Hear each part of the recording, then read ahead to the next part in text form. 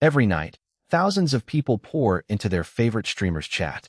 The streamer plays games, reacts to videos, keeps the energy up. And the unspoken rule of streaming is simple. You follow the majority. You keep the party moving. Because stopping everything for one person is the cardinal sin of the format.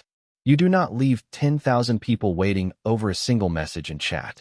But Joe Barlozi built his entire career around breaking that rule. And the more his audience grew, the heavier the cost of that decision became. This is the story of what happens when you become the person that people turn to at their lowest. And why once you become that person, you can never really stop being them. Joe Barlozi was born on February 6, 2002 and grew up in southern New Jersey. He was not the kid anyone would have predicted to become famous online. He was the small, quiet kid who got picked last for everything. By high school, things started turning around. He hit his growth spurt, got into lifting, went from being the kid nobody picked to a legitimate track athlete at a Catholic prep school. He was working part-time at a GNC. He had a plan, and it had nothing to do with the internet. And then TikTok arrived. He posted his first video in December 2019. Got a few hundred likes. Posted another one. Then another. Within months, he had gone from pointing at text on a screen to ranting straight to camera about whatever had annoyed him that day. The loud guy in the beanie crashing out about people who drink sparkling water. And somehow that worked. 6 months after starting to post, Joe had over 1 million followers on TikTok. And he will be the first to tell you what that did to him. He went from being a deeply insecure kid who started working out because of that insecurity to the opposite extreme. The confidence flipped into something closer to narcissism. You can see it in the content from that era. The captions, the attitude, the way he carried himself on camera. He describes it now as a facade he had to create for the character that then became who he actually was for a period of time. And he hated that version of himself. But he also acknowledges that the ego and the drive that came with it are part of what pushed him to make bigger career moves. Because building something from the ground up requires a level of self-belief that can look from the outside a lot like arrogance. Despite the TikTok numbers, Joe was making less than minimum wage from the platform. TikTok does not pay its creators anything worthwhile. So in the summer of 2020, just before starting his freshman year of college, he made his first Twitch stream. He started moving viewers from TikTok to Twitch, where he played games like Rocket League and Fall Guys. He would take the best moments from those streams and post them to YouTube. By fall of that year, he was juggling multiple TikTok uploads a day, streaming on Twitch, making YouTube content, and managing his college coursework at the same time. By December, he had cleared 5 million followers on TikTok and was pulling nearly 1,000 average viewers on Twitch. He did all of this while still in college. And he has strong feelings about streamers who say they needed to drop out to make it. Joe was 19 years old. He had started streaming to play video games and make people laugh. And then one of his subscribers typed into chat that they were planning to end their own life.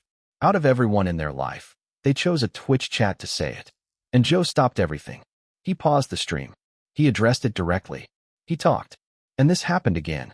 And then again. And Joe kept stopping. Every other streamer had learned that you follow the majority. Joe could not do that. When he later talked about why, he pointed to a moment in philosophy class and to something that happened the first time he really sat with the idea that life is finite. He started looking at the people watching him differently. These were real people. And if someone real was telling him they did not want to be here anymore, he was not able to scroll past it. Joe's instinct was to help, but he learned quickly that helping came with consequences. The first few times he took conversations off stream and got to know the people personally, those viewers started messaging him constantly. When he could not respond as quickly or as often as they had come to expect, they got upset. The closeness he had created by engaging with them personally had blurred the line between a streamer and a friend. And that blur is what researchers call a parasocial relationship. You watch someone for hours every day. You learn their opinions, their moods, their humor, what sets them off. You feel like you know them, but they have no idea you exist. When that relationship is managed carefully, it can be genuinely positive. When it is not, it creates expectations that no streamer can realistically meet. And when those expectations are not met, it can feel to the viewer less like being ignored by a content creator and more like being abandoned by someone they thought was their friend. After learning from those early mistakes, Joe made 2 changes that defined how he handles mental health conversations on stream going forward. First, He removed all one-on-one interaction. Every conversation happens in the Twitch chat on stream, where it is visible to everyone. No private messages. No personal conversations taken offline. Second, and more importantly, he stopped trying to be the help himself. His role became the bridge. He would offer a few encouraging words, acknowledge what the person had shared, and then direct them toward professional resources. A therapist, a psychiatrist, the 988 crisis line, the Trevor Project. He was not equipped to be someone's mental health professional, but he was equipped to be the person who told them that help existed and pushed them toward it. And that smaller but clearer role turned out to make a meaningful difference. And then his viewership grew to 10,000 average viewers per stream. And everything got harder. At lower numbers, a mental health message in chat was something Joe could find, read, and respond to. At 10,000 viewers with chat moving at full speed, finding any single message is nearly impossible.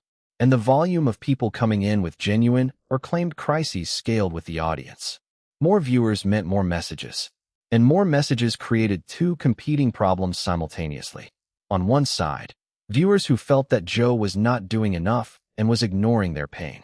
On the other side, viewers who were tired of the stream constantly stopping and just wanted to watch him play a game. No matter what he did, someone in that chat felt unseen. And managing that tension from inside the stream in real time is genuinely exhausting in a way that is hard to communicate to anyone who has not experienced it. And then there is the problem that Joe describes as one of the most difficult parts of all of this.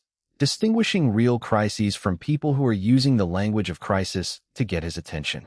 Because Joe has built a reputation as someone who stops for these messages, some viewers have learned that this is how you get noticed in a 10,000-person chat. He estimates that a significant portion of the crisis messages he receives in any given stream are not genuine. He has had someone pretend to be the grieving mother of a viewer who had died by suicide, only to find out a month later that the person typing was the viewer themselves. But here is the impossible part. He cannot treat any message as fake.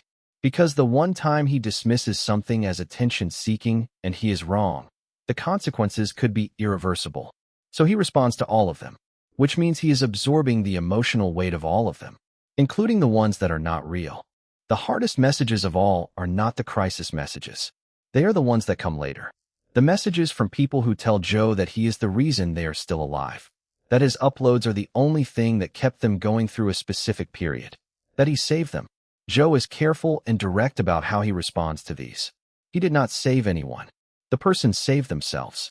And if he is the only reason someone stopped wanting to end their life in a given moment, that person needs professional help because a streaming schedule is not a stable foundation for someone's will to live. But what these messages do to Joe on the receiving end is something he is only recently starting to address. Because if your uploads are load-bearing for someone's existence, what happens if you burn out? What happens if you take a break?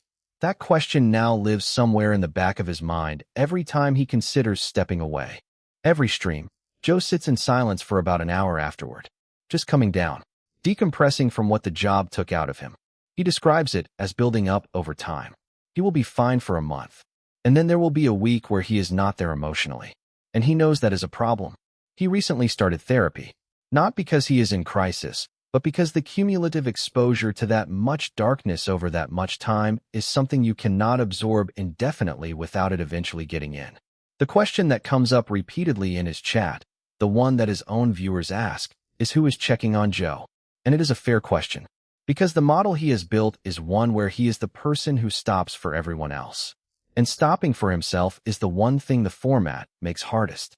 Here is what the Joe Barlozi story actually is. Most streamers draw the line at entertainment. That is a reasonable place to draw it.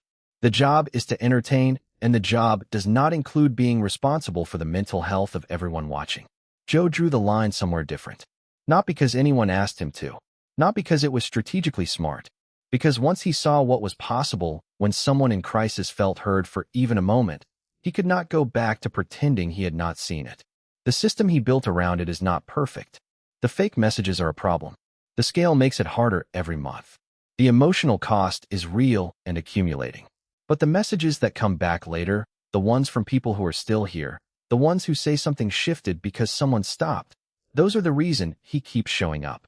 It is a weird job. He says that himself. but on a deeper level it is the one he wants.